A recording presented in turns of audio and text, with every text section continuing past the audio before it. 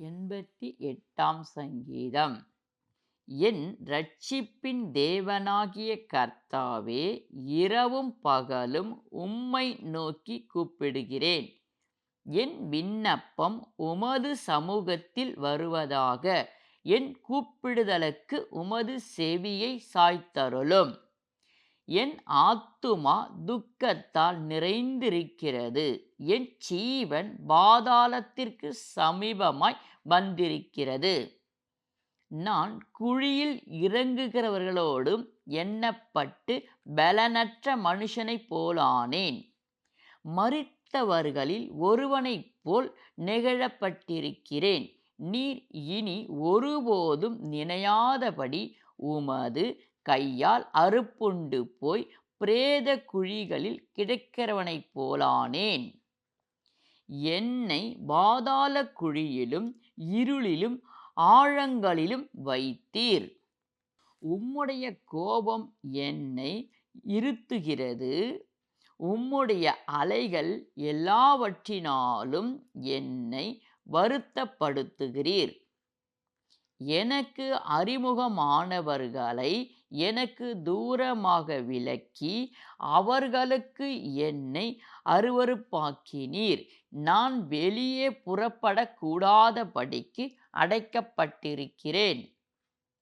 துக்கத்தினால் என் கண் தோய்ந்து போயிற்று. கர்த்தாவே, அனுதினமும் நான் உம்மை நோக்கி கூப்பிட்டு உமக்கு நேராக என் கைகளை விரிக்கிறேன். மரித்தவர்களுக்கு அதிசயங்களை செய்வீரோ? செத்து போன வீரர் எழுந்து உம்மை துதிப்பார்களோ? பிரேத குழியில் உமது கிருபையும் அழிவில் உமது உண்மையும் விவரிக்கப்படுமோ? இருளில் உமது அதிசயங்களும் மறதியின் பூமியில் உமது நீதியும் அறிவிக்கப்படுமோ? நானோ கர்த்தாவே, உம்மை நோக்கி கூப்பிடுகிறேன். காலையிலே என் விண்ணப்பம் உமக்கு முன்பாக வரும். கர்த்தாவே, ஏன் என் ஆத்துமாவை தள்ளிவிடுகிறீர்? ஏன் உமது முகத்தை எனக்கு மறைக்கிறீர்? சிறு வயது முதல் நான் சிறுமைப்பட்டவனும் மாண்டு போகிறவனுமாயிருக்கிறேன்.